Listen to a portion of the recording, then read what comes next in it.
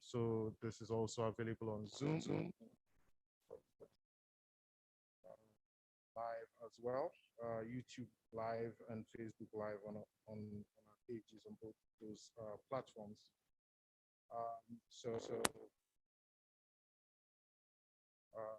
You're welcome. We would also be having some of our panelists join us remotely as well.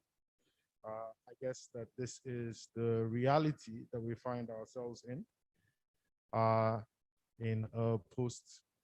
sorry, we're still in the pandemic for some people, also post-pandemic, and hopefully very soon we will be able to return to our normal lives. Nevertheless, it is a pleasure to welcome you to this forum, which is the first of many that we're going to be having of a similar format on the Partners United platform. And the title is Collaborating for Greater Accountability. The fight against corruption has been a consistent priority for Nigeria since 2015, but the culture persists. Innovative and collaborative approaches are required if civil society is to reduce incentives for engaging in corruption at all levels of society. Technology tools can be effective in promoting and demanding accountability. Open and crowdsourced approaches can energize demands for accountability by extending the link between transparency and citizen participation. However, translating technology-driven accountability initiatives to offline change is long, and it's also a complex process that often requires multiple stakeholders. Partners United is a knowledge exchange platform developed by the Sheikh Musa Yar'Adua Foundation in collaboration with Reboot. The platform is supported by the MacArthur Foundation. It provides access to tools and vital resources to enable accountability partners tackle key social issues while encouraging and engaging citizens and civil society stakeholders to galvanize collective action against corruption. Communities of practice refer to groups of people who share a concern or a passion for something they do and learn how to do it better by interacting with each other. Communities of practice are formed by people who engage in a process of collective learning in a shared domain of human endeavor. For example, a group of young people navigating from unemployment to entrepreneurship, a group of engineers working on similar problems, a network of healthcare professionals dealing with a new epidemic, or a demographic group coping with structural violence. By providing space where continuous knowledge exchange and learning will occur, Partners United will foster and grow a community of practice for Nigeria's accountability and governance ecosystem. Today's discussions will explore the barriers to effective technology-driven accountability, highlight the importance of multi-stakeholder collaboration in overcoming these obstacles and achieving offline change. We thank the MacArthur Foundation for their generous support and commitment to improving accountability in Nigeria. The Yar'Adua Foundation is proud to contribute to promoting good governance and accountability in Nigeria. We remain committed to providing platforms for dialogue that foster a prosperous and inclusive nation. Thank you and welcome.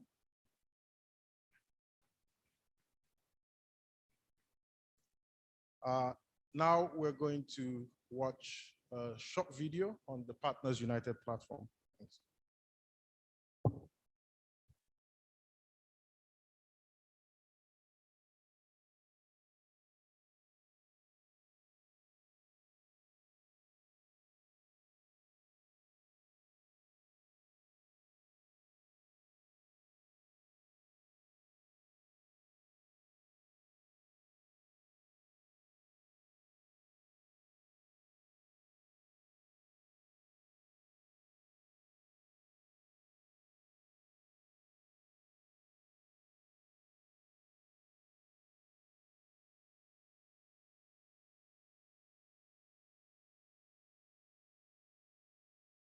Partners United. Gain unlimited access to current and credible information. Elevate your voice through an active community of accountability partners. Engage and collaborate through high-value knowledge exchange. If you're passionate about good governance, visit www.partnersunited.org from December 9, 2020 and sign up to get started. Partners United for progress.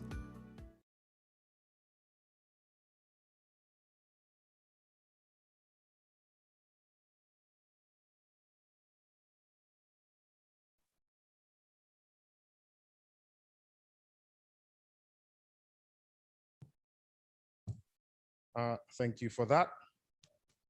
So we'll go straight to the panel discussion now. I'd like to introduce the members of our panel. The first person I would like to invite to the stage is Ms. Amaka Okafor. Ms. Okafor is a journalist and project assistant at the Premium Times Center for Investigative Journalism. Her work at PTCIJ promotes the rule of law and contributes to building free, fair, and informed societies. She's a political commentator and a girl child advocate. She holds a Bachelor's of Science degree in Mass Communication and Media Studies from Nnamdi Azikiwe University. She's also an alumni of the Thomson Reuters Foundation. Please, a round of applause for her. I'd also like to invite Mr. Olarewaju Suraju. Mr. Suraju is chairman of the Human and Environmental Development Agenda, HEDA, and the Civil Society Network Against Corruption. He is a renowned human rights and social activist with interest in accountability, food security, human development, and good governance. He holds a PhD in development, law, and social justice from the Institute of Social Studies, the Netherlands, in addition to NGO management at the University of Manchester and public administration from Olabisi Onabanjo University, Ogun State. Please, a round of applause.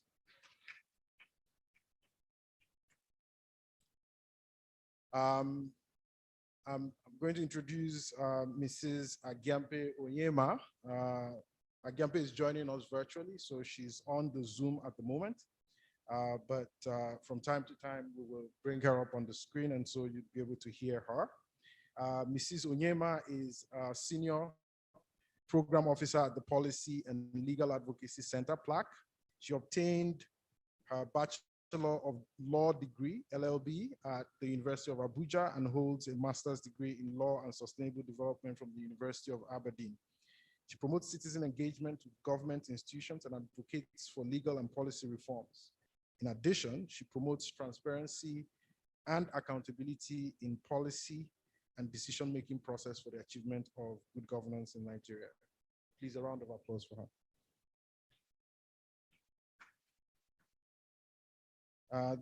The next person I'm going to invite is Ms. Cynthia Mbamalu.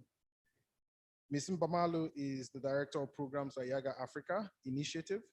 She obtained her Bachelor of Law degree at the University of Jos and holds a master's degree in comparative constitutional law from the Central European University. She is a member of the Conscious Equality and Gender Equality community. As a feminist and youth activist, she is passionate about democracy, human and gender rights, election and social development, and is co-founder of Yaga, Not Too Young to Run and Ready to Run NG. Please, a round of applause.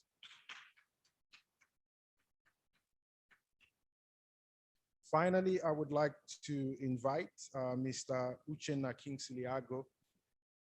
Mr. Uchenna is a program associate at Connected Development, CODE, and a project officer with Follow the Money. He obtained his Bachelor of Science degree in Biochemistry and Zoology at the University of Nigeria and Nsukka, and holds a master's degree in Public Administration from the Nigerian Defense Academy. He is passionate about advocacy, transparency, and accountability. He's an expert in policy formulation and analysis, tracking, monitoring, and evaluation of government projects in Kaduna and across Nigeria. Please, a round of applause for Kingsley.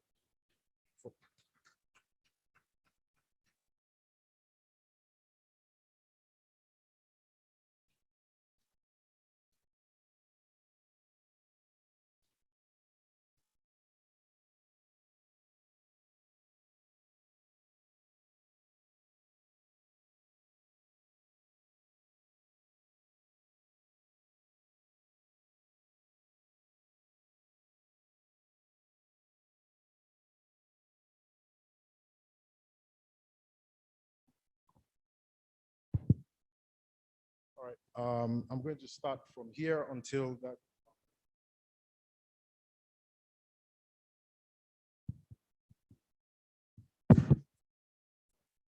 Looks like okay now. So I'm going to ask a general question from the panel, and everyone will take a turn to answer the question. And it's this. I'd like each one of you to share an experience or a story that shows how,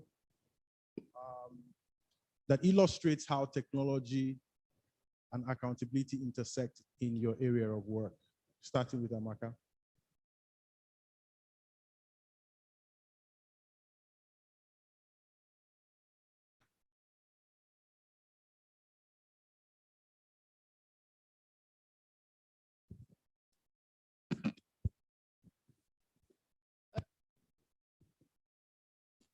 How accountability and Yes, in your area of work. okay.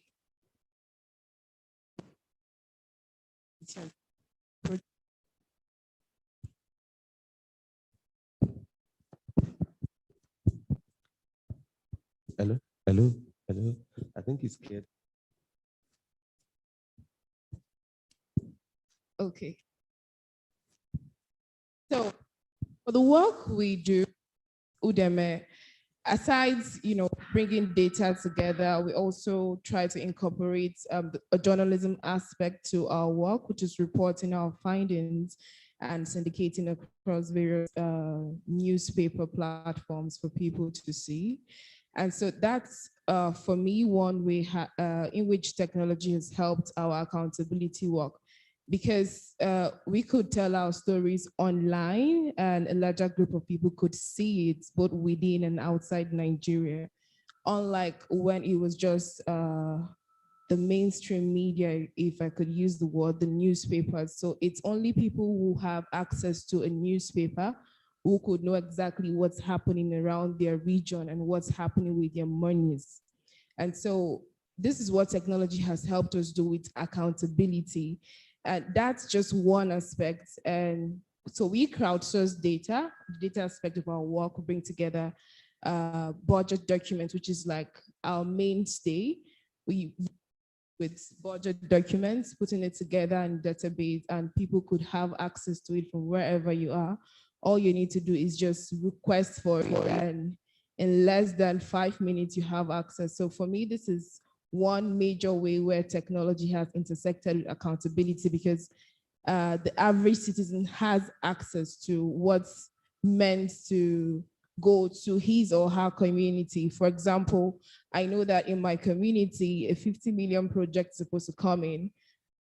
Before now, I don't know, I wouldn't know that because no one will give me such information, but tech has made it easy that with my phone, I could just send a message to Udeme and say, oh, I want to know what's going on in my community. Did my lawmaker do this, do that? And then I have a barrage of information. So it's like, so you do what you want to do with it, but message is always ask questions, get involved, try to know what's going on in your community. And for me, this makes for a better democracy. I'll leave it here. Thank you. Larry. Okay. Oh, thank you. Good morning once again, everyone, and thank you for the opportunity to think the question of technology and accountability is yet to be fully not only incorporated in the activities of civil society like the media is doing, as just clearly stated by Amaka, but it's that we're employing at the level of my organization, for instance, and this is also some of the things that we've done not only with the media organizations, but also with the law enforcement agencies. The of either opacity, corruption, abuse of office, illicit assets is usually also done by many of the suspects using technology. And for that matter, it means that it is possible for us to also use the technology to detect some of their activities. Just like we're usually scared of state agents monitoring our activities using technology and also our phone. So it means we can also at our own level use the same method to promote transparency and accountability or investigative journalism.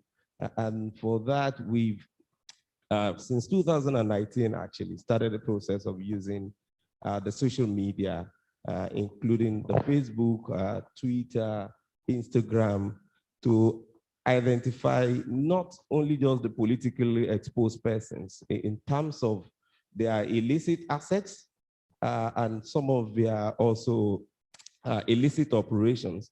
It also started attracting and assisting us in getting to identify some of their proxies, some of also their family members. I mean, because here it is very common for quite a number of the politically exposed persons, even the civil servants, to buy properties and assets in the name of their underage children, to also own multiple companies registered in different names that are used for attracting contracts and executing some of them, even while they serve as civil servants.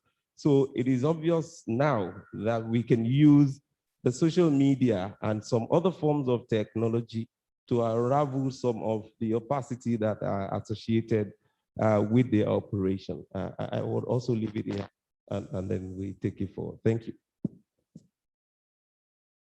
Cynthia. Hello. Can you hear me? Good morning. Thank you. Good morning, everyone, and thank you, Amara, for that question. Interesting listening to the conversations from the from earlier two panelists, and I'll just share a bit from the Yaga Africa experience, but I'll put it around how technology intersects accountability. We're looking at first how we use it to promote electoral accountability, one, and then issues around financial accountability to deter corruption, especially at the local level, and then also how we use that to promote citizens' engagement. And I'll start with electoral accountability, because most times when we talk about accountability, we think the focus is only on spending, how much government is spending. We forget that accountability is broad, it's integral to democracy itself. It's also around how institutions that have key roles in the democratic process are meeting their mandate and accountable to the citizens. So for electoral accountability, one of the things we've been able to achieve with technology is one. So we have a special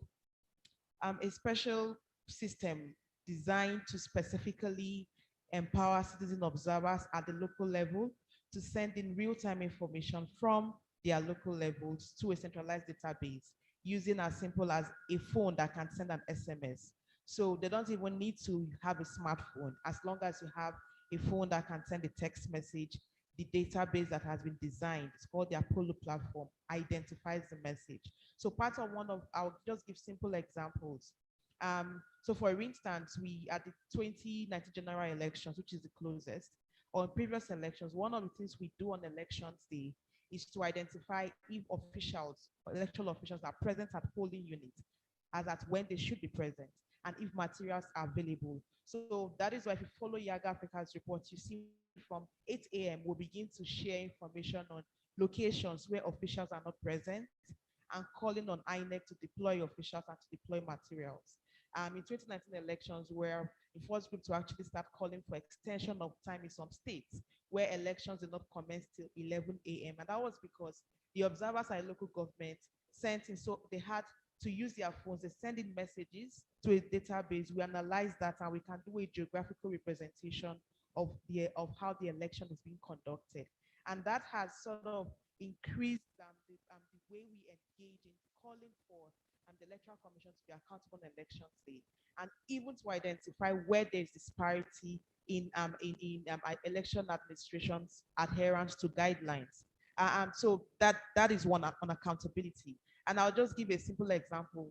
At the time before the election was postponed in 2019, we had asked our local government supervisors to go to INEC LGE offices to confirm if the materials had been deployed there and send us message. Because for us, If elections were to commence on Saturday morning and by Friday we don't have materials at the state and LGAs, then there was no guarantee the elections would commence.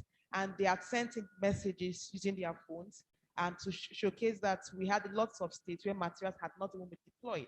And immediately we started reaching out to INEC. These elections doesn't seem to be, we are not setting up elections being conducted because we don't even have materials at the state level. So that's a lot on electoral accountability. And the goal for us is to push out this information so that citizens can engage their commission at their different levels. The part on financial accountability, one of the things we started doing with the Bounce Corruption project, for one, is a project that specifically targets corruption, was to build capacities of young civil society leaders in local government to conduct social audits through tracking budget implementation and following through with specifically designed project targeting key issues in local government. So how do they conduct these social audits? First, their goal is to get the budget for the local government and identify key priorities. So it could be on health. If, for instance, primary health is supposed to be set up in this location, or the easy one, local government education system. So the LEA schools like we have in Abuja. There was one in Bauchi, one of the local governments in Bauchi. If it was supposed to be renovated, has it been renovated? So what they do is picking an item from the budget, they go to the location to identify if it's been there, if the budget has been implemented, and if the structures are actually there. And with their phones, their goal, what they're supposed to do is take pictures and put it on their social media, tag the respective institutions. For those that are donors sponsored, to also tag those donor institutions and either projects, so that these projects are ongoing or are abandoned or not even effective. And one of the communities in Bauchi, after they had shared pictures, the local government leadership actually called them to a meeting and asked that they meet and try to explain to them why the project had not been done. Now, if they had not taken that proactive steps to put all of this information on social media, they wouldn't have gotten the attention of the local government authorities. We also had an instance in Kaduna where a police station was not, they didn't have, sorry, that was Abuja, one of the, in Abaji. The security station wasn't present.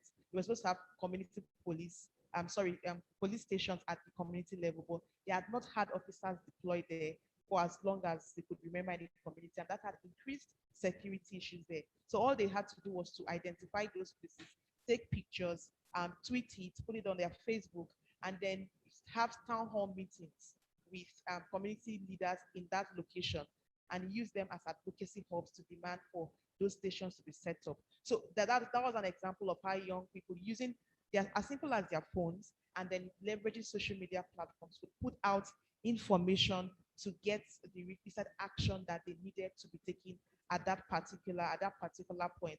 And I think for me, lastly, would also be how the interconnectivity in the work we do using technology. Because in this space, you can't act as a silo, you can't act as an island. Also identifying different groups that are conducting specific projects on corruption or what have you. And part of what we do is to, as Yaga Africa is also following through other groups, what other groups are doing online. And if it connects with where our local governments change makers, so we call them bounce spectrum change makers, where the change makers are.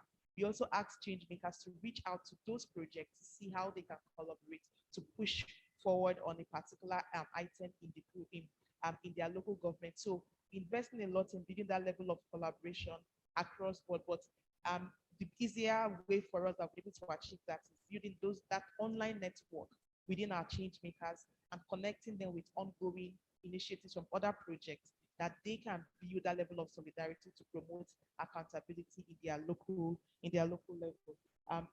The last one is data analysis, because for all of this, if we're not pushing it out, if you're not doing data visualization, showing and telling the story, you wouldn't be able to inspire the kind of action that you want. And it's a gradual process, but at least there are ongoing initiatives targeting at that. Thank you. Thank you. Yeah, Kingsley. All right, thank you very much for this opportunity. So I will tell the story of a follow the money champion in Kaduna, Ibrahim. Shamsuddin. Now, in 2017, when Follow the Money started tracking Universal Basic Education Funding in Kaduna State,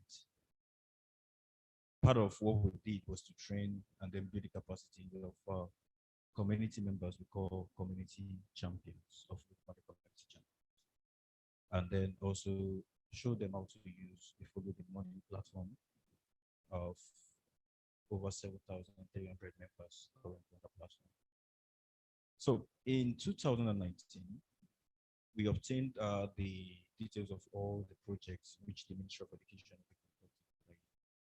And what we did was basically was to push out this information on the Follow the Money platform for our Follow the Money champions at the community level to take up this information and then track the implementation.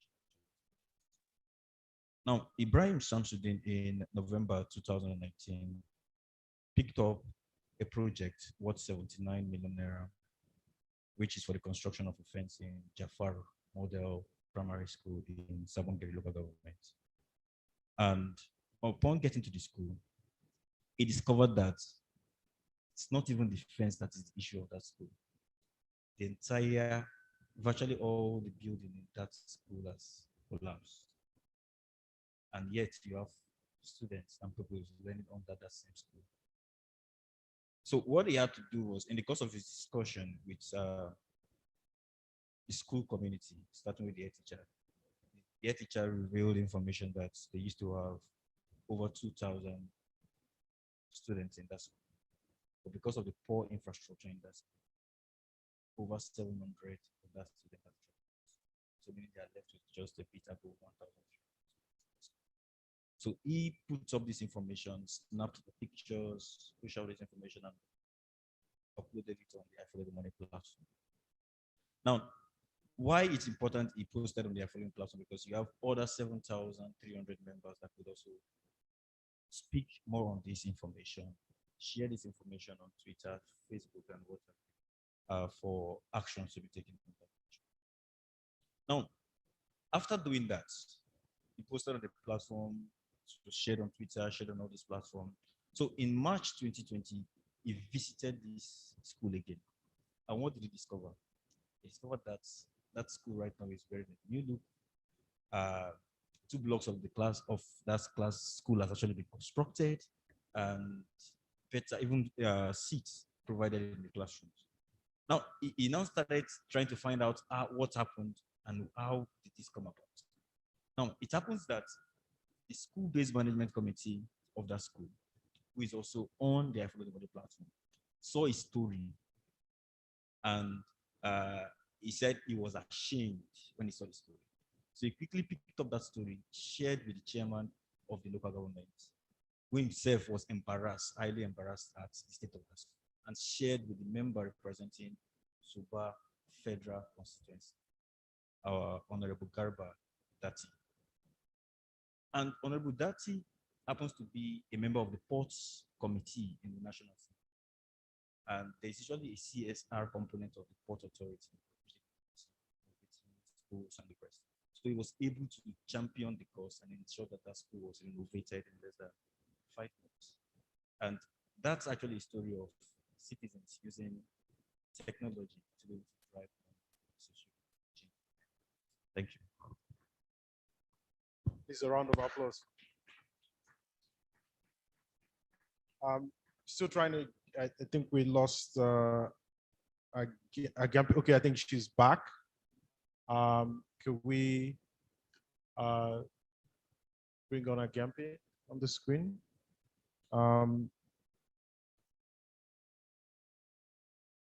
Agampi, the question is sharing a real story to illustrate how technology and accountability intersect in the area of work that you do. Okay, she's not still there, even though she sent me a message now to say that she was able to log back in, but just put her on the screen. Okay, put her on the screen right now. Thank you. Hello, Amara. Yeah, hi, Gyampe. Did you hear the question? Yes, I have been here following. Okay, good. All right, let's hear you. All right, good morning, ladies and gentlemen. First of all, let me say thank you to the Yar'Adua Foundation for the opportunity to share my thoughts on collaborating for greater accountability. So in my area of work, which is majorly civil society engagement of the electoral process, one of the key reforms we have been pushing for, actually through the Situation Room, the Nigeria Civil Society Situation Room, is the use of technology to improve the electoral process, making it more transparent, as well as to enhance the integrity of the elections. This has been a gradual process on the side of INEC, but on our side, during elections, most of the partner organizations use technology, which I will widely refer to as both mobile and online technology, to generate and share relevant information that can be used to exercise or demand accountability in real time. Now, while many of these platforms are free platforms, people also send in reports via email, text message, Twitter, or even a web form. Just like Cynthia said, some projects have gone ahead to develop their own platforms, including aggregating election news from multiple sources on a single site and tracking official election observers and citizen reports on Google Maps. So this software now displays the reports on a map and on a timeline. And then several CSOs, just like us, use our websites, Facebook groups, and Twitter accounts as an innovative use of technology. During the 2015 general elections, Situation Room actually collaborated with the Yar'Adua Foundation and other CSOs across Nigeria using the case 2015. It's a form of collaborative technology, was used as a means of improving transparency and the scope of information available for the conduct of elections. This was done by getting real-time information from partner CSOs on the field and actually sourcing for information from social media, but this information was verified, and those that needed to be escalated were escalated according to relevance, either to the election management body or security agencies. And we did the same thing during the 2019 general elections. And usually we use the platform called Zabe. Usually for off-cycle elections, we just deploy a smaller form of technology of using mobile phones, using online to share information, as well as to escalate to INEC and the security agencies. I think really there is a growing interest in the role of technology and big data in facilitating citizens' engagement of the process. This has been used to improve public sector accountability, and hopefully some of these challenges can be worked over time, because I think there's still a bit of barriers. But one of the biggest lessons coming from the COVID-19 pandemic is that technology is here to stay, and we hope to continue with it. Thank you. Thank you, Agyampe. At least you speaking to us remotely as part of this policy forum is just testimony to the fact that yes, technology has come to stay. And now, I would like to begin with Galanri, the next question. What do you see? There is a landscape, working together.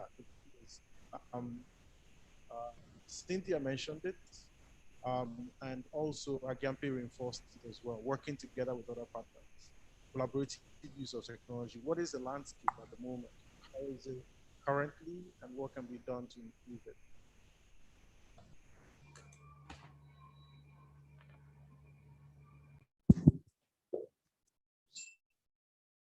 Sorry. Technology is falling apart. Yeah, thank you.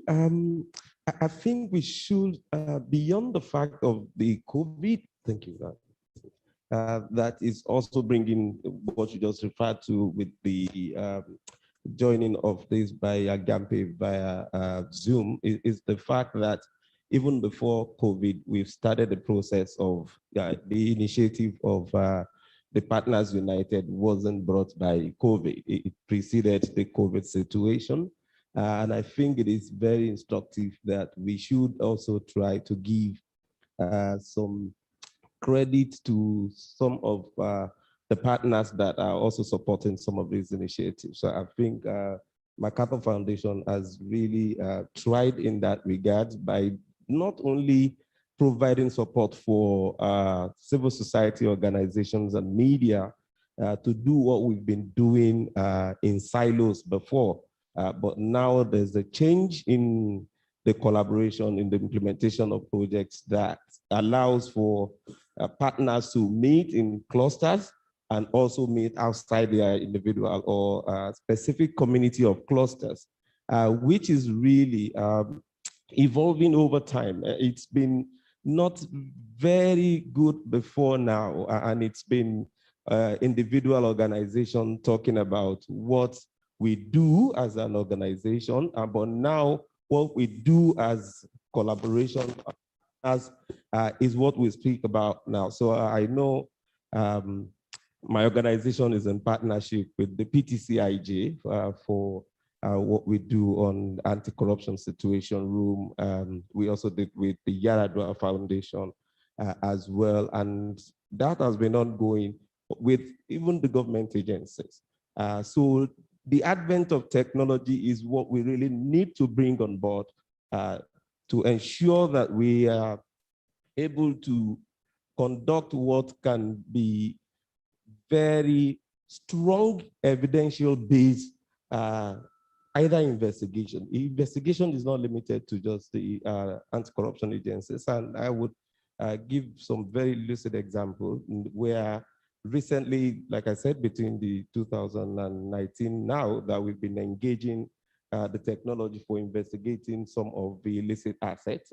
Recently, we launched a report where we also part of some investigation efforts and review of some of the policies in Dubai and the UK. We discovered that about 800 properties owned by Nigerians in Dubai alone.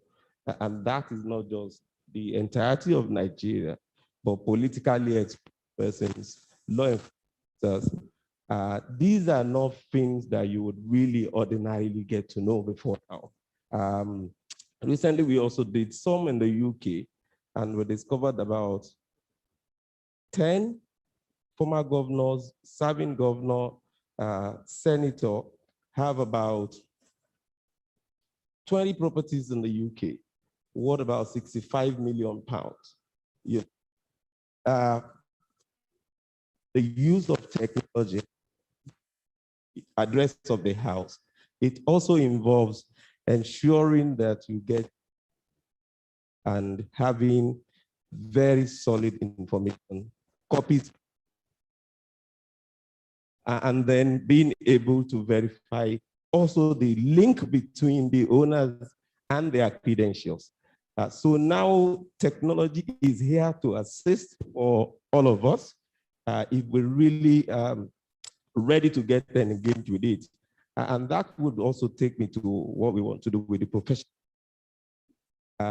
It is important that we document some of the things that we take for granted on social media. So it is not just enough to say a governor has just been convicted and we say, oh, he's a governor, so he's been convicted. So we need to also check what would be the professional background of that governor. So if he's a medical doctor, we need to go back to the medical association, because for the membership of every other professional association, you're expected to defend the integrity of that association and profession.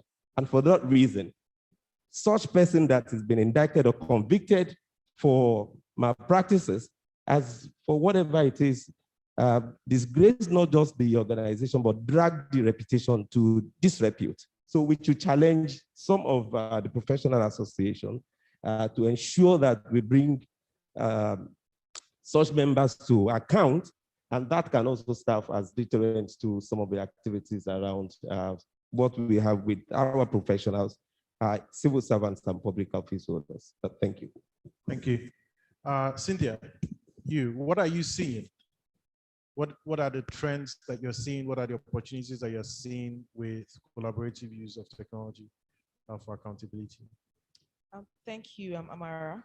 I think one, so there's a bit negative and then there's more positive now. And that's because initially there's this thing about the struggle for ownership of ideas of innovation. So even within the civil society space, we have this thing around contribution, attribution. To what extent can you lay claim or ownership on something? And everyone at some point, it seemed people wanted to just hold on and say it is I, and we, well, just I doing it rather than we, us, you know.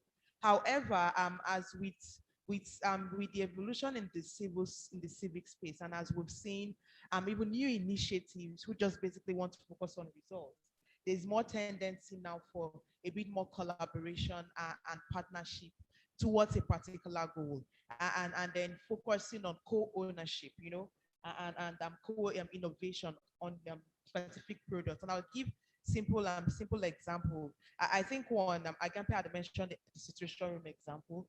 And so even within the election space, part of the observation now is not just about an individual. You have different groups coming together to deploy a particular technological solution to observe elections and provide information.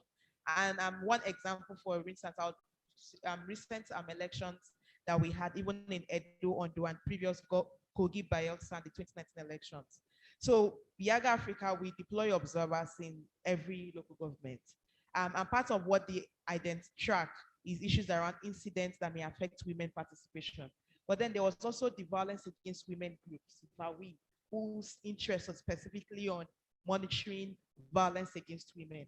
Now, because we were doing a general observation, our partnership with that platform was basically, once we get critical incidents that impact women participation, we would share that with you, and then you can also confirm that on your own platform, verify if it's accurate, and push it out to the escalate to the respective institution. And that was quite effective. So we were not, it was not about, we were not focused on, oh, we want to be the first to escalate, but once we were getting that, we had their own team connecting with us and we're pushing out that information. Same also working with other groups within the situation platform. And we also did that with Premium Times Investigative Journalism. And part of what, so Premium Times had media, they have media access, you know, they have the platform, they can push out information, and they were also tracking critical incidents. So just working with them, they had they had observers who had phones to take to send in messages from their local government areas. We had observers whose focus was not necessarily on critical incidents alone. However, the goal for us was, as this whatever incident they were receiving and issues around results, once it hit the platform, we would immediately channel that. So we were flagging it and we would immediately channel that to the PTI, the Premium Times Investigative Journalism team that were in that state. Now, that for us was effective because we could focus on some issues and have other partners who were working on other thematic issues lead on that.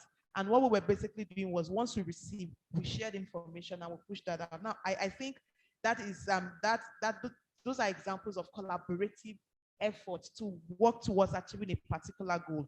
And that is just on elections. So you talk about what is the trend and what are the opportunities. With COVID, we can't all be at the same location at the same time anymore. Many technologies playing major roles now even in demand for accountability. I believe that the opportunities here is one, working as partners. So we have code here, Yaga Africa, we have Premium Times, for instance, and yes, Heather, yes, present here. Now, for those of us working on issues addressing issues around corruption, for instance, we don't necessarily all have to develop or design and develop our own technologies, right? One of the opportunities is identify existing platforms already and then leverage. If, for instance, Follow the Money, the goal, they have a platform that has access to over 7,000 of team who work on that platform. And we have social bounce corruption, social change makers in local government areas. All we need to do to promote, we don't need to start building a new platform for that. All we need to do is, if Follow the Money identifies an issue, they can reach out to Young Africa and says, this is in this local government, you have change makers here. This is what we're doing. And the change makers can provide information, push it on the follow the platform, follow the money platform. And you have a central place where people can access that information to demand accountability and action. We can leverage a headers platform or premium times platform to push out that information. That way we're not duplicating efforts, but rather we're focused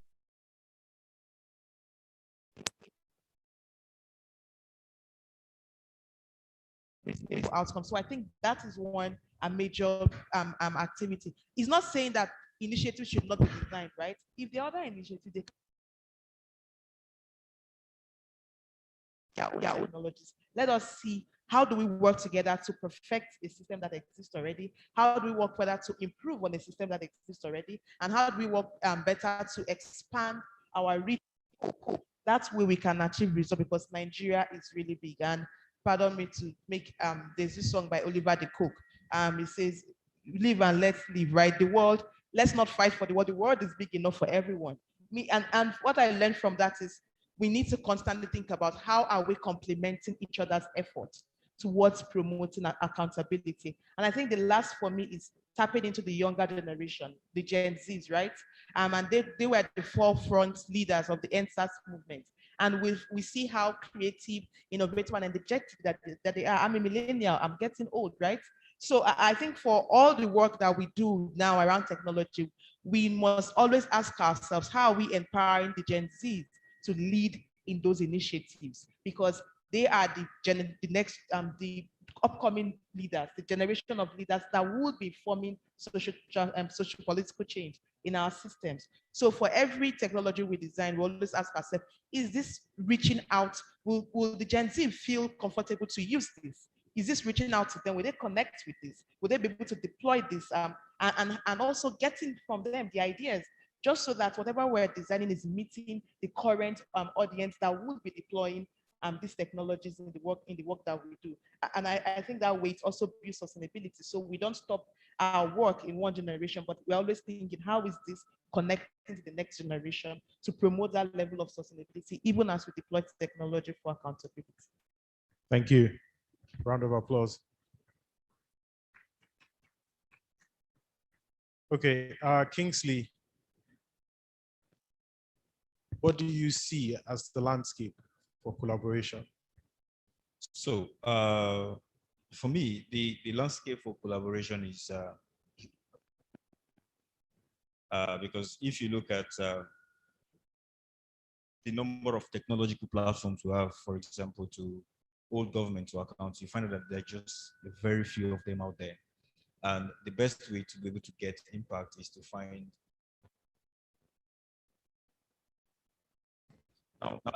these collaborations, not just be maybe to civil society organizations collaborating, but civil society organization platforms and then government platforms. Now, I'll give you a clear example. Having a button, for example, where you just click on the platform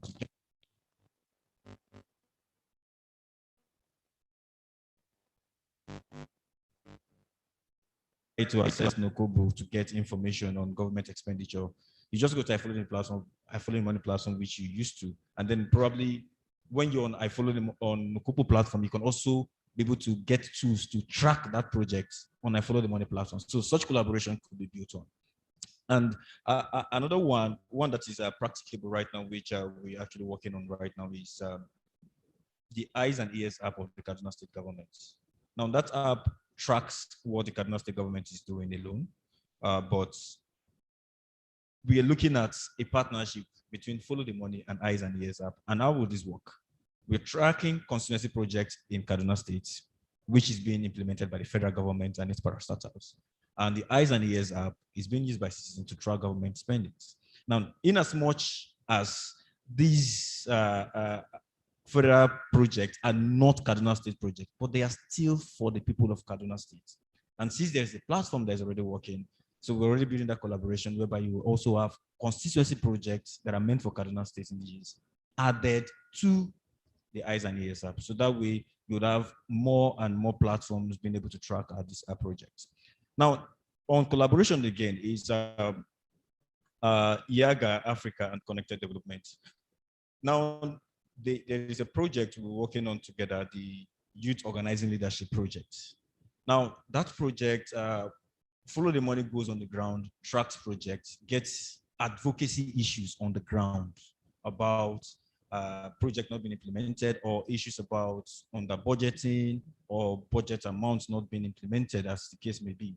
Now you have YAGA that are very strong on advocacy, and especially at the legislative level, picking up this information, meet with the legislatures to have this discussion on how they could actually get each and every one of these issues that has been raised on I Follow the Money platform being discussed more. So the landscape for collaboration, like I mentioned, is inexhaustible. And another collaboration that's actually very fresh is the CITA project that's ongoing currently, where you have budgets and connected development, two organizations that are technologically driven, coming together to be able to track the implementation of COVID-19 fundings across not just Nigeria, but also in 6 other African countries. So you're seeing that synergy where you have strengths. Connected developments have strength in, very good strength in some states, where you have budgets also have some strength in some states. And also scattered across Africa, you have Follow the Money being very strong in Kenya, Malawi, and then you have budget being very strong in Ghana, Sierra Leone. So all of these efforts are brought together to be able to effectively track the implementation of COVID-19 funds and donations across Africa. So these are some of the areas with which collaborations, and then the already existing landscape for collaborations when you look at technology, and then having to do the work we have to do as regards accountability and transparency. Thank you. Thank you. Agampe, round of applause. Yes, I can hear you, Amara. Good. So I'm going to put you on the spot here. Describe your ideal collaboration partner. This is for plaque and situation.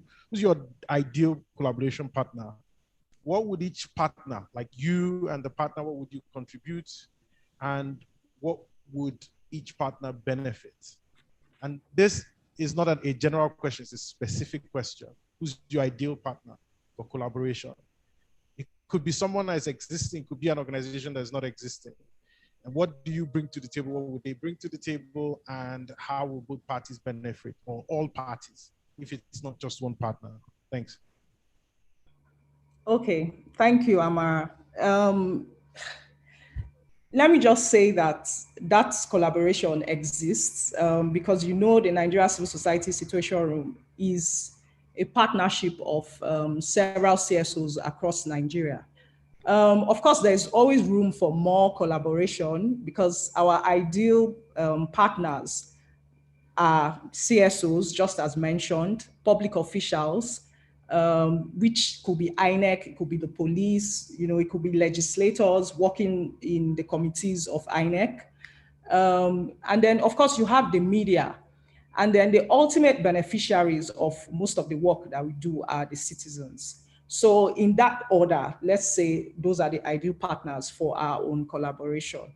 As our work is ongoing, some of the things we tend, or partners will benefit, include information sharing. We also have a network of people across Nigeria, which means you can get information from the states without having to go there yourself. I mean, Cynthia just gave an elaborate strategy plan, which is something that we're already doing with the work that we do. So we also have a strong, will I say, platform that can engage public officials. So in the past, we used to have a reluctance by public officials who were unwilling to sort of engage with CSOs on certain things. But I mean, that has changed. And it's even heartwarming to see that some government agencies have their own portals where citizens can report complaints relating to their administration and performance. I think, it's now easier to get online work offline, which means you can take information that you have gathered from your partners across Nigeria or from citizens who are reporting to you to a meeting offline. and then you can engage one-on-one with the public officials. And that's a very effective way of collaboration. And then, of course, the media amplifying the work that each of his partners does is also a very, very important aspect of collaboration. So in most, I mean, the CSOs and media work together in most meetings where you have very important information sharing or knowledge sharing. You have media in those meetings, and most times the meetings are amplified and shown on the TV for citizens to sort of engage or to receive information from there. I hope, because you did put me on the spot, but I hope I was able to answer that. Thank you.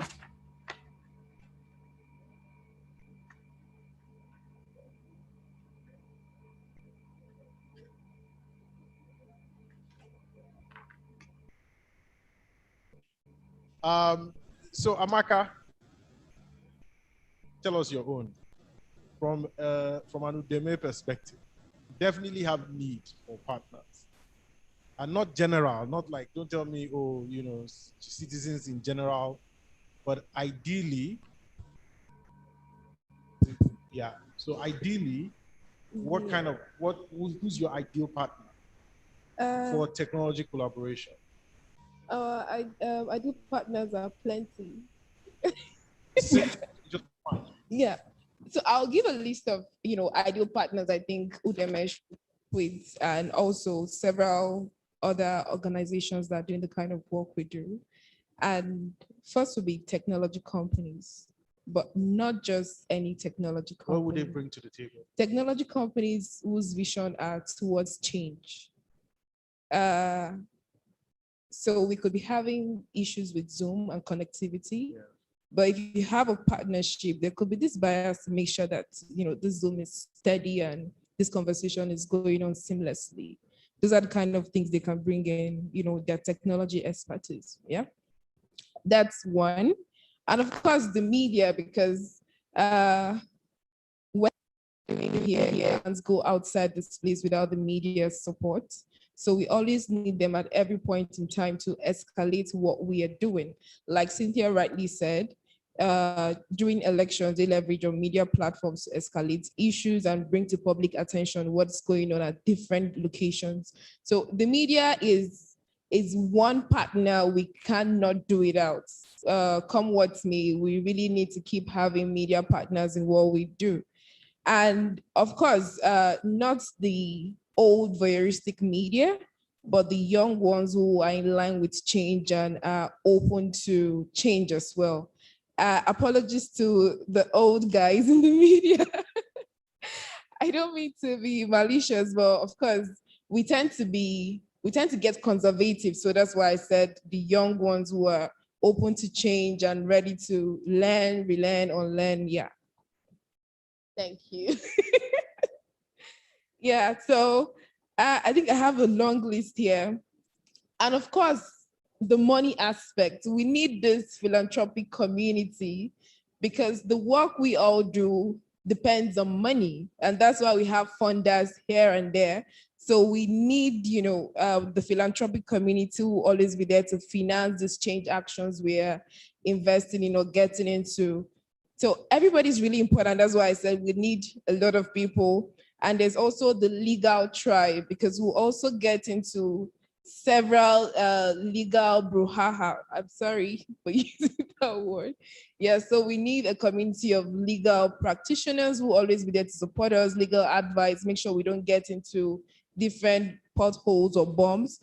And of course, Cynthia said the Gen Z, but young people, millennial, Gen X, Gen Y, whatever gen you identify as, I think we really need everybody, young people, because the young people are the future, cliche, yeah, but that's what it is. And we need the young people to understand that they are really the future and they have to start getting interested in governance, because an average young person has no business with governance. And you hear things like, waiting consign me. Provided it's not happening in my house, I am not concerned. But what we are seeing now is breakfast. It's going to get to everyone. So we need to have that understanding that everybody's going to get a piece of this. So it's better you get off your ass and start working. So this will only be achieved if we organize and mobilize and start doing these things.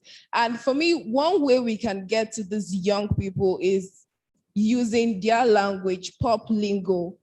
There's so many things that go on social media. The current for me is the deep thing. If you're a crypto fan, this deep that's going on is deeping everybody.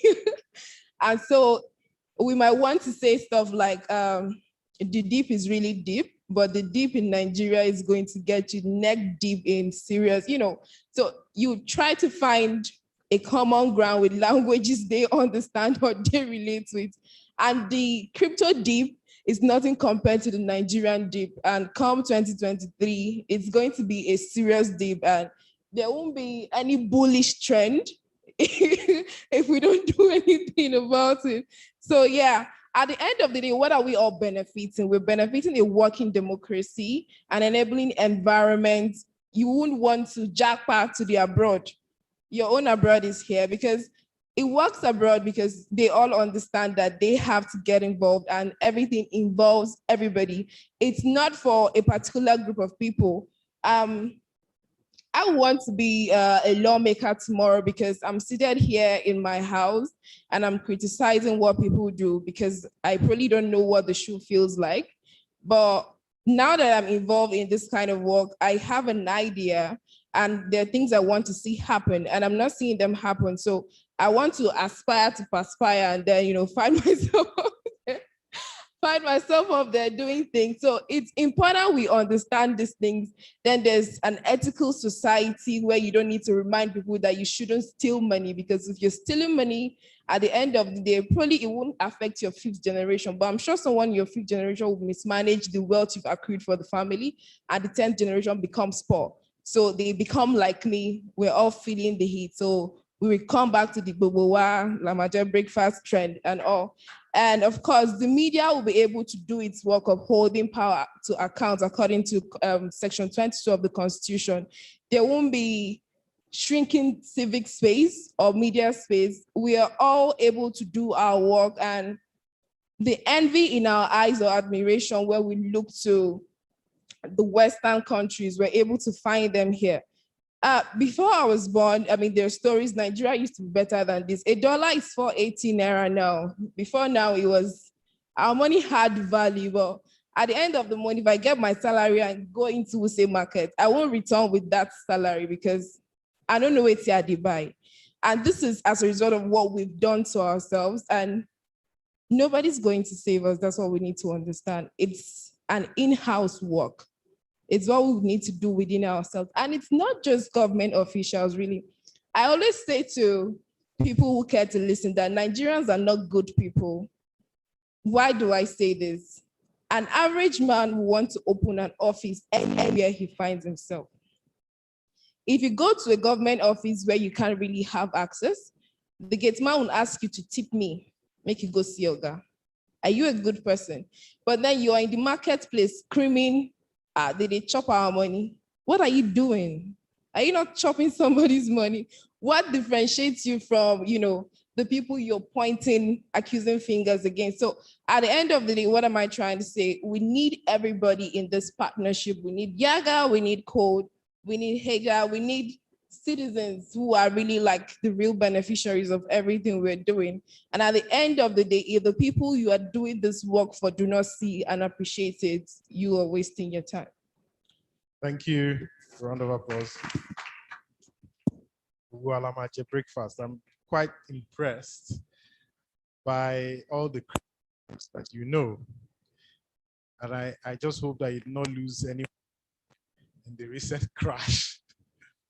But Kingsley,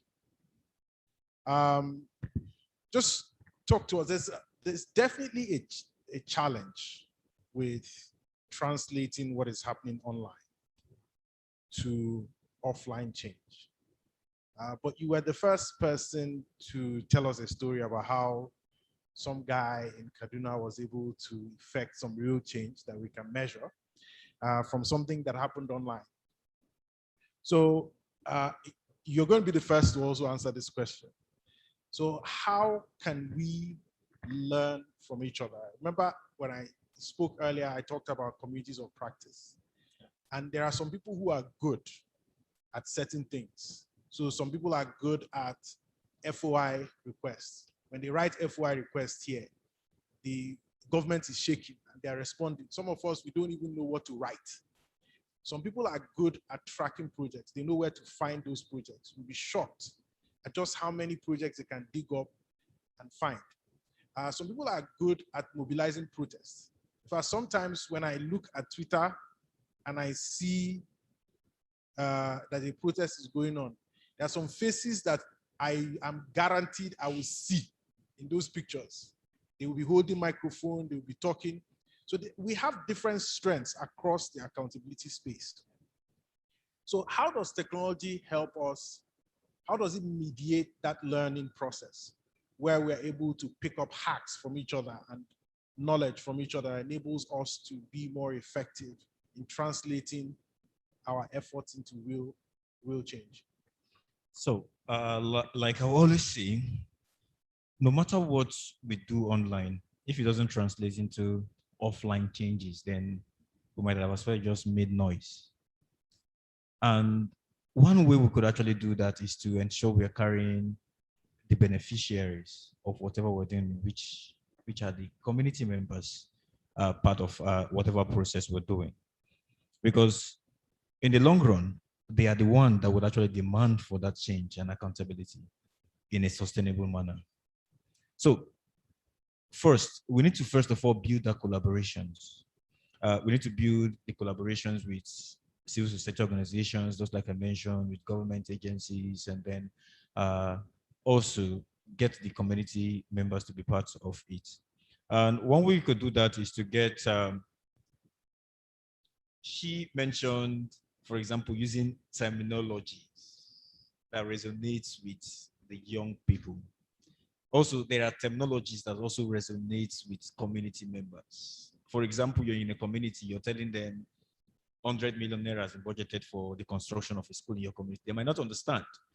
But imagine you're in a Fulani community and you're telling them an amount worth 1,000 cows have just been budgeted for a school in your community. It resonates with them better than even that amount you just mentioned. So we need to find that language that actually resonates with the people to be able to ensure we translate that offline changes. And another way is via mentorship.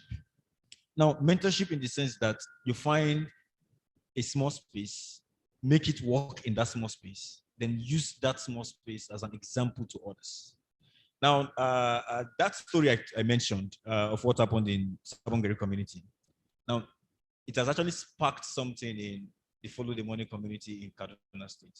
Now, you're having champions moving up and down, just looking for projects they can actually follow up so that they can actually see that. Because it has brought out this belief that, yes, it's very little. Just pick up this information, snap pictures, write what you know about it, put it on a Follow the Money platform, and then you're having government guys going from the back door to go and fix it. So such kind of mentorship, influencing the next person or the next community as a way of also getting things done. I would also share that with another example. Still also, sorry, I'm giving a lot of examples with Kaduna State. Still also in Kaduna State, while tracking universal basic education funding with support of the MacArthur Foundation in Kaduna State, there was a community where schools, fundings were provided for schools to construct a fence.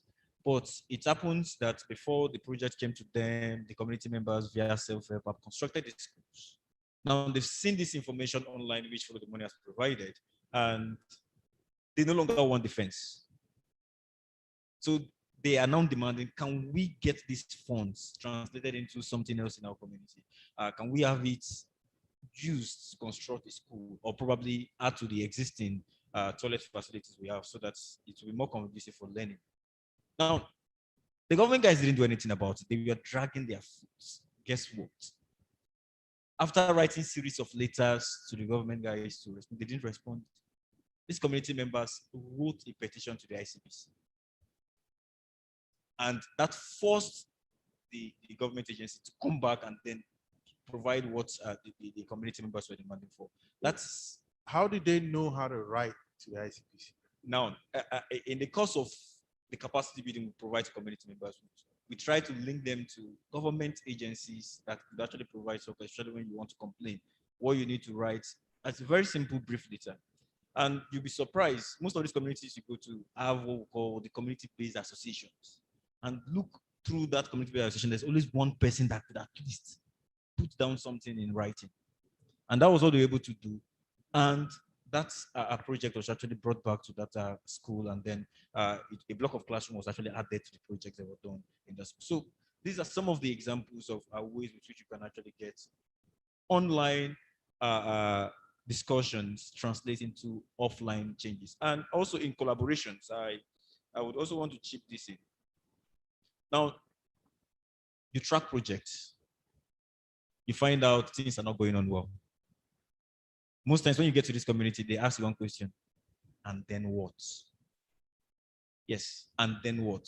So you've gone online, you've gathered information, you've pushed out the information, you're getting people talking. What's next? That's where you have collaborations like Sarah, organizations that can sue, take up these issues, put them into a proper litigation in the language that it should be, and then sue to the appropriate quarters. So that's one collaboration. Sometimes you might need to get into the National Assembly because you might want to have an interface maybe with the members representing such places. That's where organizations like Yaga, Plaque will come in. And then you make use of their already existing influence and capacity for relationship that you've built over time with these arms of government to be able to also still carry out the work you were supposed to do. Instead of taking so much time to also build the same relationship which they already have, you just ride on the already existing platform and then get the job done. Also, I made mention of collaborations like having other organizations that make use of technology. I talked about Tracker.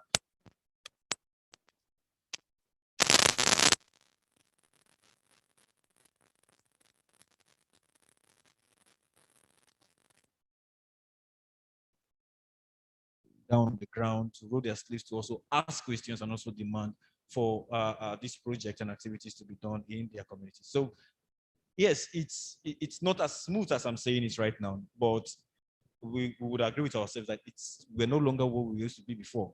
You have more community members, we have more people picking up information that they see online and then taking it down to physical on the ground work and then getting results. Thank you. Thank you. Okay, my last question will go to Lanre. And you are our partner working on the Partners United platform. So you're aware of the platform. And so a platform like that, I mean, Kingsley was mentioning the fact that community members need to have access to certain how-tos. So for instance, how do you respond to a project that has not been implemented? How do you request for information? Or in the instance of Sarah, how do you take a case to court? How do you sue your government? We sometimes assume that the accountability partners we are dealing with know these things, but what we find out is that they don't. So how can, what are the things that we can do on platforms like Partners United that would make it easier, that will help people? I mean, one of the things that I learned that helped me very quickly because my interface with civil society started with elections. And it was an election observation template that was prepared by TMG. And I think that was the standard. Everybody now began to adopt it as the kinds of questions that you ask. So you wouldn't imagine that people who want to participate in the election observation don't know what questions to ask. And they can't just sit down and come up with it from their head. They need somebody who has done that work before, who can say, oh, here is a template, use it, modify it, and use it. So what are the ways in which we can leverage technology, use platforms like this to broaden the scope of people who know what they're doing with accountability.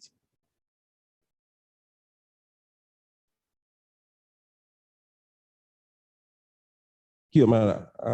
Just like I had the brief discussion with you before the official commencement of this program, we really tend to assume quite a lot, and that is what you have rightly just pointed out. Part of our original critique of the media with FOI was to the effect that even the Nigerian media does not use the FOI very well. But the truth of the matter, with the collaboration and support of Mercado Foundation and Open Society Initiative for West Africa, we had this capacity building for journalists, civil society organization, and the law enforcement agencies. And that really opened our eyes to quite a whole lot of things. It was held in Kano, Abuja, and then in Port Harcourt with about 145 participants. Seriously, some of the journalists confessed, we don't even know how to write the FOI. No arguments. Yes, they know the law is there. Then how do we write it? Who do we write it to? Many times. So they frustrated. After engaging with investigation process, they get stopped with information. They can't proceed. Some of them will write the FOI. It is either unanswered, it is rejected. What do they do next? Do you go to court? Do you get to see civil society organization to work with? That was number one. The law enforcement agencies, some of them don't even know how to use the social media handles for investigation. They just don't do it. So once they can't go through with their system to get some of the information, then they also get stuck and limits to whatever it is that they have from NFIU or from the bank or from any other sources. And the same thing goes to the civil society, just like Kingsley said. Some of them don't even know how to write a simple petition to the law enforcement agencies when they have either corruption or abuse of office issues. So it was at that point that we started training some of them on these issues. A story was published. So this is where our platform is very critical, and this is also very important. But, I think the first thing is to see how we build not just the platform in isolation, but to build the users along with the platform. Not only that they would use it for what we desire, but also for them to use it for what they think would be very important. We were supporting some of the civil society and media to do illicit asset tracing. So we created a platform. We gave them 10 cameras for them to use. We gave some seed grants to some of them. So we wanted illicit asset tracing, but one of them said, sorry, Heather, we think that, yes, they are illicit assets, but there's also the petty corruption that is very critical of the citizens. And I want to do that investigation. She went on her own. She said in River State, tax collectors, the River State tax agency is not only exploiting the people, the officials are also. She did a report for 4 months with the seed grant of just 350,000 naira that we gave. She used 195,000 to pay for taxes in a bid to have evidence that the tax officials were even collecting about 300% of the official amount, with or without receipt. The one that she got, what is a semblance of receipt, was a fake receipt. Even the bank teller was a fake bank teller with the bank. The other ones would not allow her to go and pay into the account of the River State Internal Revenue. They will demand that the money is paid into the official's account, and the official to go and pay to the River State. And the report was just published on Sahara Reporters, and we're taking it up with the EFCC and the River State authority.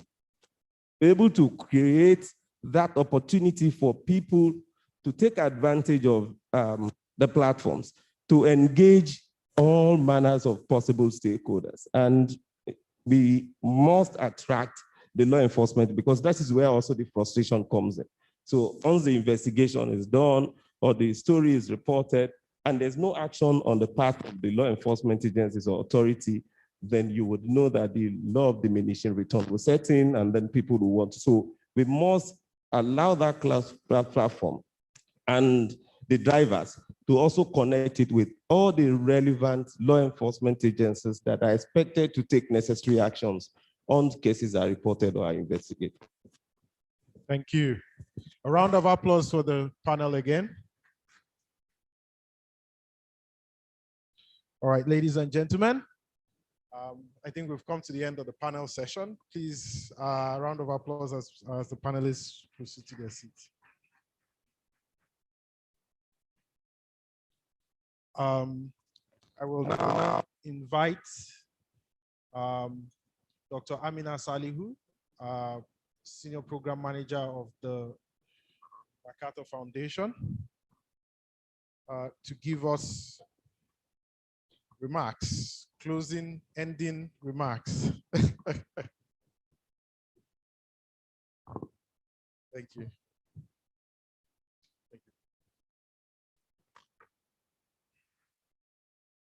Many thanks indeed, my brother Amara. And I have not seen you since the wedding, so congratulations to you and my sister. Life is a balance. We've got to acknowledge all the parts of what make us. And let me also share my apologies and that my Africa Director, Dr. Koliame Shatima, because on the agenda shared with you, both of us were supposed to be here. My boss to give the keynote and me to do the closing remarks. Although I harassed Amara about that. I said, Amara, why do you want the entire team to, report for duty at Yar'Adua Foundation? Because we're all juggling so many things, but we love all of our partners.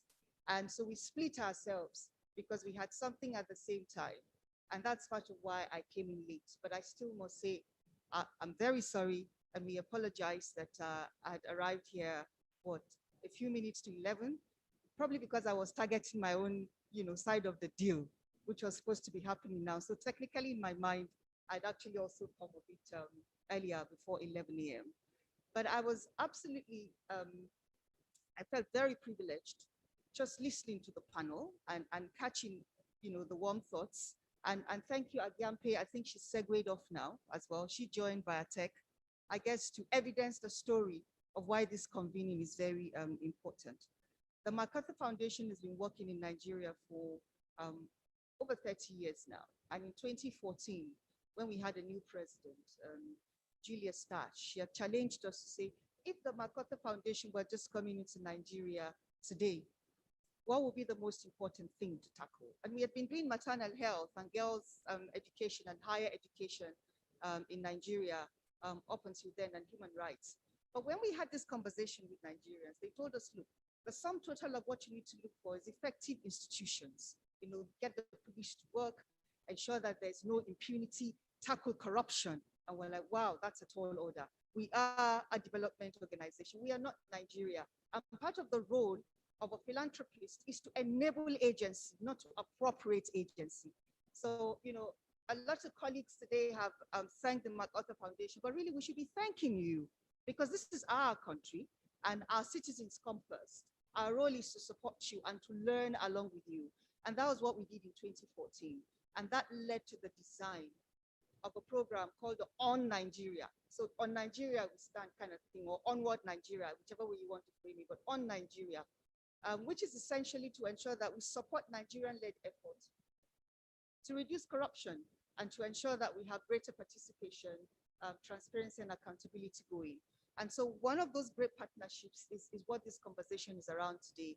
And we're looking at the whole dimension about collaborating for greater accountability. And that panel about technology was so very essential. Permit me therefore to share some thoughts just from listening to the panel. As you can guess, I'm trying to weave together my boss's opening remarks and my own closing remarks. One more camera, how much time do I have though? Because that would determine what I do. Oh, you're so very generous. I would certainly try to keep to within that time. We're learning as we do our All Nigeria program that partnership matters. You can never have all the resources you need, but somebody somewhere has something that you need. And when we fuse together energy, we go further. And so again, I was very proud that on that panel, we had all MacArthur Foundation grantees, from Code to Giaga, to Header, to Premium Times, and Plaque on the Call, and of course, Yar'Adua. And this is the beauty of our partnership with Yar'Adua. They understand what needs to be done. They can find the human resources, and there's room for everyone. And that matters in the collaboration, because if people don't feel comfortable, they would not work with you. So at the issue, you have to set the rules. It's got to be clear who brings what and what you get out of the relationship. That's a big lesson we're learning. And so for MacArthur Foundation, we do not go after attribution. So if one grantee was to come to us and say, all by myself, I achieved so much, we're not going to be impressed. But if you came and said, working with XYZ, whether they're grantees or they're not, we achieved so much, we'll say that's more sustainable. The other key lesson we're learning is that government matters. And the point was made here, the Kaduna example, the fact that we ourselves say government is corrupt, but what are we? So we need to engage government and assume that there's a lot of assumption that not much, we think they know much, but maybe they need help. Maybe sometimes the mistakes are genuine, they're not intended to misappropriate resources. And a stitch in time, like they say, is always very crucial. And so we always try to look at what we call the supply side as well as the demand side to get our work going as much as possible. And to stay positively opportunistic, which is why we began to pay attention to technology. Even before the COVID-19 pandemic started, we are already supporting organizations and individuals that we call social influencers. I see my brother Olumide. Is that Olumide I see in the audience in here? Because it's part of that cohort of social influencers who are using their own energy and network, using civic technology to drive change. And we think they're important. As we pay attention to the big collectives, we should equally enable the younger, smaller, quote and unquote collectives to also emerge and to thrive. Because it's not an Abuja conversation. It is not even a state capital conversation. It is about the bottom of the pyramid. How do we enable that connection between the top and the bottom of the pyramid? And this is what we try to do with our work with connecting Nigerians to work together. The final point I'm going to make in terms of the lesson we're learning is that in staying positively opportunistic with technology, we're finding a lot of good things about technology, and I'll tell you those quickly. Technology by itself is not a force for good or a force for evil. It is a force with possibilities, depending on whose hands it's in or whose mind it is at, working from. You can use the same technology for good, you can use it for evil. Take fake news, for example, which this same institution has worked so hard on, and some of the colleagues who were on the panel today. And so what we do with it is absolutely very, very important. And as technology is evolving, we'd also like to ask everyone in the audience to think about what we call digital justice, because some people will have access, some will not have access. So the paradox of it is, as we're trying to use technology to bridge the gap and to bring people together, we need to ask ourselves the question, what kind of people are we bringing together? What kind of people are getting excluded? But yet again, technology has the potential to create freedoms. And again, sitting and listening to colleagues this morning, I asked myself, what does technology mean to a woman in the village? Or somebody who is on a team, who no longer has to come to work 9 a.m. to 4 p.m. Because it's about delivering outputs, not where you place your desk. We have seen that with COVID. We have worked, we've still delivered our outputs, but we haven't been in the office for so long. So some of those lessons are very important. And on technology, it's important that when you negotiate with donors or development partners such as the MacArthur Foundation, that you also find the freedom to really tell us what is working and what is not working. Some of our grantees had to repurpose their grants at the height of the COVID-19 lockdown, which we had not thought of before. If we were not listening to our grantees, we could not have done that, because you can't go to the office. You couldn't do your reports. We had to then come up with what we call the e-signature, which you all know. So you could docu-sign your contract, or contracts were going on. You cannot do your report. Just send us a text message that you couldn't do your report. You didn't have to email your report. So because we got feedback from you and we're saying, look, set aside resources to train your team. Keep your overheads low. I mean, the Yar'Adua Foundation can afford this gorgeous edifice. Not many of us can. That's the fact of life. But why do we need giant offices? we should need giant networks that would help us do a whole lot more and reach a whole lot more people.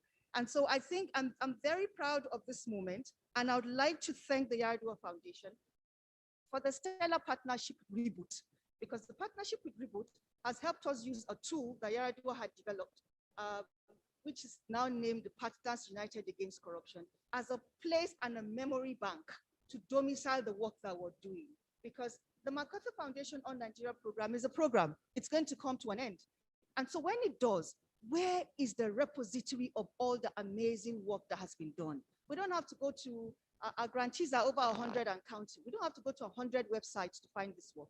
We want to create a community of practice where people come together, where there's solidarity, where there's shared understanding, and we're able to maximize resources. And that will be made possible because we have a partner like the Yar'Adua Foundation. And I would like to thank on the colleagues at the MacArthur Foundation.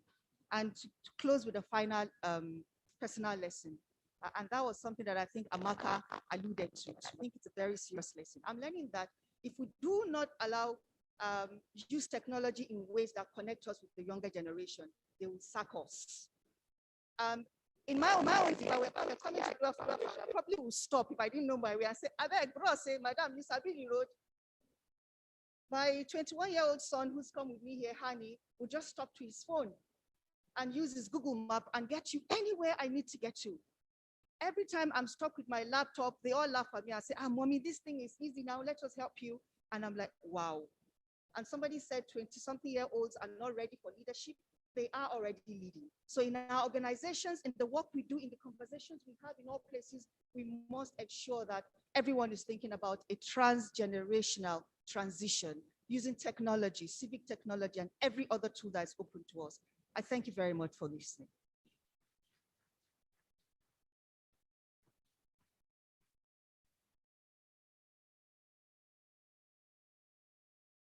All right, thank you, everyone. You can leave. The first announcement is that lunch is available outside, so please a round of applause.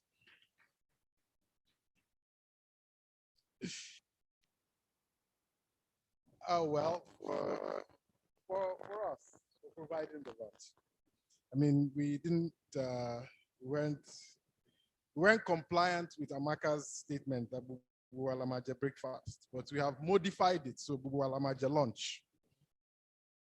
The second announcement is that we are having another forum, this time a public policy forum on the civic space and accountability next week. It's going to be on Wednesday. And this is going to look at the current trend with our civic space in Nigeria and how that is affecting our accountability work. I know that a lot of you have been affected by this, and we're going to see how we can work together as civil society organizations to sustain the work that we're doing, even though that it's harder to do the work now. So those are my two announcements. Thank you everyone for being here. I also want to thank everyone who joined us online. Thank you, and God bless you.